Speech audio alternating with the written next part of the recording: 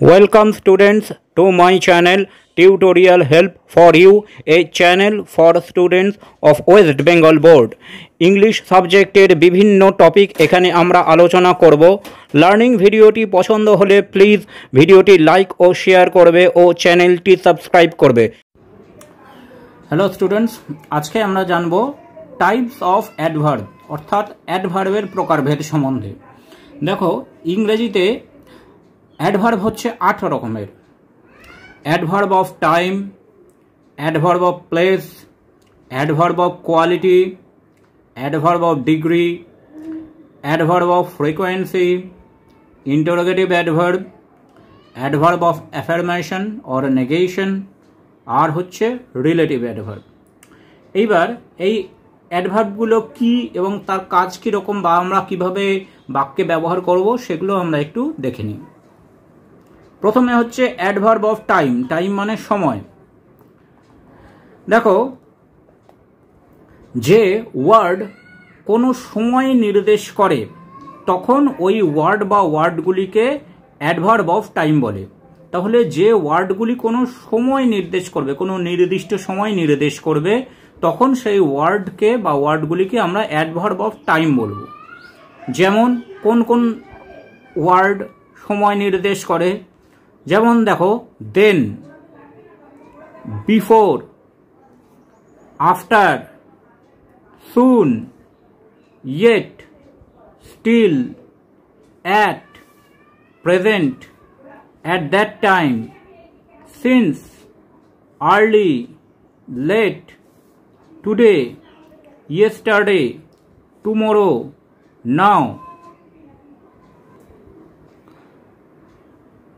Then মানে তখন, before মানে আগে, after মানে পরে, soon মানে তাড়াতাড়ি, yet মানে এখনো, still এখনো, at প্রেজেন্ট বর্তমান সময়, অ্যাট দ্যাট টাইম ওই সময়, সিন্স এখনো পর্যন্ত, আর্লি তাড়াতাড়ি, লেট দেরি, টুডে আজকে, ইয়েস্টারডে গতকাল, টুমরো আগামীকাল, নাও এখন ইত্যাদি। তো এই শব্দগুলো বা এই ওয়ার্ডগুলো কোনো সময়কে নির্দেশ করছে, তো সেই জন্য এই শব্দগুলো হচ্ছে অ্যাডভার্ব অফ টাইম। এইবার আমরা অ্যাডভার্ব অফ টাইমের দুটো উদাহরণ দেখে নিই বাক্যে। They play in the afternoon.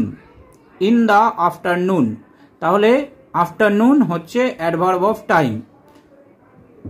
I am busy now, আমি এখন ব্যস্ত। নাও, নাও হচ্ছে অ্যাডভার্ব অফ টাইম। এরপরে আসছে অ্যাডভার্ব অফ প্লেস। প্লেস মানে জায়গা। তো যেসব ওয়ার্ড কোনো স্থান বা প্লেসকে নির্দেশ করে তাকে অ্যাডভার্ব অফ প্লেস বলে। যার সাহায্যে, যে ওয়ার্ডের সাহায্যে আমরা কোনো স্থান বা জায়গা বা প্লেসের নির্দেশ পাই তাকে আমরা অ্যাডভার্ব অফ প্লেস বলি। যেমন দেখো, ইন ভেতরে, আউট বাইরে, উইদিন মধ্যে, উইদাউট বাইরে, বিলো নিচে, অ্যাবাভ ওপরে, ইনসাইড ভেতরে, আউটসাইড বাইরে, ফার দূরে, নিয়ার কাছে, হেয়ার এখানে, আপ ওপরে, দেয়ার সেখানে, এভরিহোয়ার যে কোনো জায়গায়, নো হোয়ার কোনো জায়গায় না ইত্যাদি। তো এই যে in, out, within, without, below, above, inside, outside, far, near, এই সমস্ত শব্দগুলো কি করছে, ওয়ার্ডগুলো কোনো জায়গা বা স্থানকে নির্দেশ করছে, সেই জন্য এগুলো হচ্ছে অ্যাডভার্ব অফ প্লেস। যেমন দেখো, আই ওয়েন্ট দেয়ার, আমি সেখানে গেলাম, তাহলে there adverb of place. He is in the field, সে এখন মাঠে। ইন দ্য ফিল্ড, ফিল্ড হচ্ছে অ্যাডভার্ব অফ প্লেস। এরপর আসছে অ্যাডভার্ব অফ কোয়ালিটি। কোয়ালিটি মানে গুণ। যে সব ওয়ার্ড কোনো সেন্টেন্সে ভার্ব, অ্যাডজেক্টিভ বা অ্যাডভার্ব সম্বন্ধে বিশেষ কিছু বলে বা মডিফাই করে, অর্থাৎ বৈশিষ্ট্য প্রকাশ করে, তবে তাকে অ্যাডভার্ব অফ কোয়ালিটি বলে। তাহলে যে ওয়ার্ড সেন্টেন্সে যে ভার্ব বা অ্যাডজেক্টিভ বা অ্যাডভার্ব সম্বন্ধে বিশেষ কিছু বলে বা মডিফাই করে, তখন তাকে অ্যাডভার্ব অফ কোয়ালিটি বলে। অ্যাডভার্ব অফ কোয়ালিটিকে অ্যাডভার্ব অফ ম্যানার বা অ্যাডভার্ব অফ স্টেটও বলা হয়ে থাকে। উদাহরণ কি? যেমন সাইলেন্টলি আস্তে আস্তে চুপিসারে, ব্রেভলি সাহসিকতার সাথে, স্লোলি ধীরে ধীরে, টেরিবলি ভয়ানকভাবে, হ্যাপিলি খুশি হয়ে। তাহলে এই শব্দগুলো কি করছে? Silently, bravely, slowly, terribly, happily বা আরও যে এই ধরনের শব্দ আছে, এই শব্দগুলো কোনো ভার্ব বা অ্যাডজেক্টিভ বা অ্যাডভার্বকে মডিফাই করছে। সেই জন্য এগুলো হচ্ছে অ্যাডভার্ব অফ কোয়ালিটি বা অ্যাডভার্ব অফ ম্যানার। যেমন দেখো, দে ফট ব্রেভলি, ফট ভার্ব, কেমনভাবে তারা লড়াই করেছিল? ব্রেভলি, মডিফাই করছে, ফটকে মডিফাই করছে, সাহসিকতার সাথে লড়াই করেছিল। ব্রেভলি হচ্ছে adverb of quality. I can read fluently, read verb, পড়তে পারি খুব ফ্লুয়েন্টলি, সাবলীলভাবে, তাহলে ফ্লুয়েন্টলি হচ্ছে adverb of quality. Adverb of degree, যে সব ওয়ার্ড কোনো পরিমাণ বোঝায় তাকে অ্যাডভার্ব অফ ডিগ্রি বা কোয়ান্টিটি বলে। কোয়ান্টিটি মানে পরিমাণ আমরা জানি, তাহলে যে সমস্ত ওয়ার্ড কোনো পরিমাণ বোঝায়, কোনো জিনিসের পরিমাণ বোঝায়, নাউন বা প্রোনাউন বা অন্য কোনো জিনিসের, তাকে অ্যাডভার্ব অফ ডিগ্রি বা কোয়ান্টিটি বলে। যেমন লিটল অল্প, এ লিটিল একদমই অল্প, ভেরি অনেক, কোয়াইট অল্প পরিমাণে, পার্টলি অংশত, হাফ অর্ধেক, কমপ্লিটলি সম্পূর্ণভাবে, স্লাইটলি কিঞ্চিত পরিমাণে, এক্সট্রিমলি খুবই, অলমোস্ট প্রায় ইত্যাদি। তো little, a little, very, quite, partly, half, completely, slightly, extremely, almost, এই শব্দগুলো কি? কোনো পরিমাণ বোঝাতে আমাদেরকে সাহায্য করছে, সেজন্য একে অ্যাডজেক্টিভ অফ কোয়ান্টিটি বা অ্যাডজেক্টিভ অফ ডিগ্রি আমরা। উদাহরণ দেখো, হি ইজ কোয়াইট হ্যাপি, সে বেশ সুখী, কোয়াইট, তাহলে হ্যাপি এই নাউনটাকে পরিমাণ বোঝাচ্ছে, কোয়াইট, তাহলে কোয়াইট হচ্ছে adjective of quantity. Give me a little sugar, sugar noun, কতটা সুগার? এ লিটিল খুবই অল্প, তাহলে এ লিটিল হচ্ছে অ্যাডভার্ব অফ কোয়ান্টিটি, কারণ কোয়াইট, এ লিটিল এগুলো কি করছে? নাউনের পরিমাণ বোঝাচ্ছে। এবার হচ্ছে অ্যাডভার্ব অফ ফ্রিকোয়েন্সি, যেসব ওয়ার্ড কোনো কাজ কতবার হয় তা বলে দেয়, কোনো কাজ কতবার হচ্ছে সেটা বলে দিচ্ছে, তাকে অ্যাডভার্ব অফ ফ্রিকোয়েন্সি বলে। কোনো সেন্টেন্সে যখন কোনো কাজ কতবার হচ্ছে, একবার, দুবার না বারবার, সেটা বলে দিচ্ছে, সেটা আমাদের অ্যাডভার্ব অফ ফ্রিকোয়েন্সি। যেমন ওয়ান্স একবার, টুয়াইস দুইবার, সেলডম মাঝে মাঝে, অফেন মাঝে মধ্যেই, এগেইন আবার, অলওয়েজ সব সময়, সামটাইমস কখনো, রিয়ারলি খুবই অল্প, ফার্স্টলি প্রথমত, সেকেন্ডলি দ্বিতীয়ত, ডেইলি রোজ, নেভার কখনোই না। তো এই শব্দগুলো কি করছে?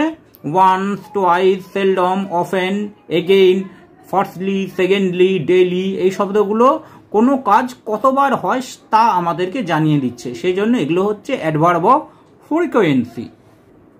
যেমন দেখো, হি নেভার টেল এ লাই, সে কখনো মিথ্যা কথা বলে না, নেভার, নেভার হচ্ছে adverb of frequency. I often fall ill, আমি মাঝে মাঝেই অসুস্থ হই, তাহলে অফেন, তাহলে নেভার, অফেন, এখানে এই সেন্টেন্সে কাজগুলো কতবার করে হয় সেটা বোঝাচ্ছে, সেই জন্য এগুলো হচ্ছে অ্যাডভার্ব অফ ফ্রিকোয়েন্সি। এরপরে আসছে ইন্টারোগেটিভ অ্যাডভার্ব। ইন্টারোগেশন মানে প্রশ্ন, তো যে ওয়ার্ড বা শব্দ প্রশ্ন জিজ্ঞাসা করতে ব্যবহৃত হয় তাকেই ইন্টারোগেটিভ অ্যাডভার্ব বলা হয়। যেমন when, how, where, whence, what, why ইত্যাদি। যেমন হোয়ার ডু ইউ লিভ, তুমি কোথায় থাকো, হোয়ার। হাউ ইজ হি নাও, সে কেমন আছে, হাউ।